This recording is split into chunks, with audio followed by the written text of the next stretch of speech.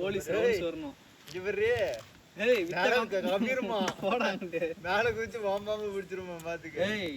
ஏஐல பாக்குறதெல்லாம் உண்மைன்னு சொல்லி எல்லாத்தையும் நம்பிட்டு இருக்காத. சும்மா அதுல போடுவானுங்க. லெஃப்ட்டுக்கா வளையுது.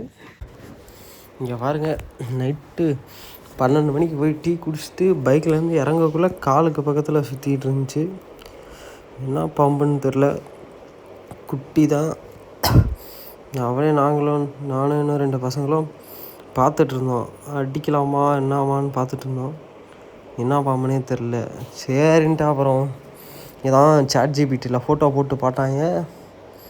நான் வெனமஸ் விஷம் இல்லாத ஸ்னேக்கான். என்னமோ பனையன் பாம்புன்னு வந்துச்சு. அப்புறம் விஷம் இருந்த என்னான்னு தெரியாமல் தான் இவ்வளோ நேரம் தூரமாக எடுத்துகிட்டு இருந்தோம். விஷம் இல்லைன்னு தெரிஞ்சவொடனே க்ளோஸ்அப் ஷாட்டில் பக்கத்தில் போய் கொஞ்சம் வீடியோ எடுத்துகிட்டு இருந்தேன். அப்புறம் ஜாலியாக பேசிகிட்டு இருந்தோம். அடிக்க மனசு வரல. ஸோ அதனால் கொஞ்ச நேரம் தள்ளிக்கிட்டே போய் அப்புறம் ஒரு மெலிஸ் குச்சை வச்சு எடுத்துகிட்டு போனோம். எடுத்துகிட்டு போய் தூரமாக போய் ஏரிக்குள்ளார போட்டு வந்துட்டோம், அடிக்க மனசு இல்லாமல். இந்த மாதிரி உங்கள் பக்கத்தில் பாம்பு வந்துச்சுன்னா கண்டிப்பாக எங்களை கூப்பிடாதீங்க, ஃபாரஸ்ட் டிபார்ட்மெண்ட்டை கூப்பிடுங்க.